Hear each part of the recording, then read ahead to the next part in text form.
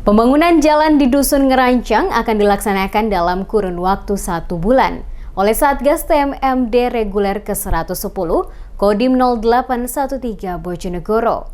Warga akan sangat bersyukur ketika jalan ini sudah jadi karena akses perjalanan akan lebih mudah.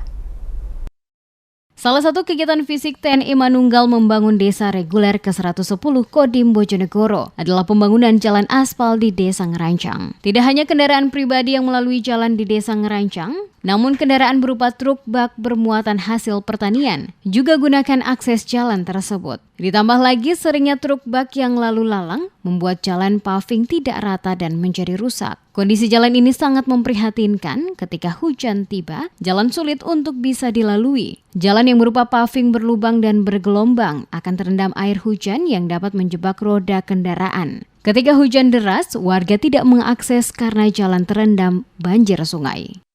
Jugi, warga desa Ngerancang sangat mengapresiasi dan bersyukur sasaran fisik TMMD reguler 110 berupa jalan aspal. Ketika jalan sudah selesai dikerjakan, maka akses jalan akan lebih mudah. Merasa senang, jadi mau ke kota, mau ke pasar juga lancar, perekonomian juga bisa lancar gitu. Mau pergi kemana-mana kan enak jalannya.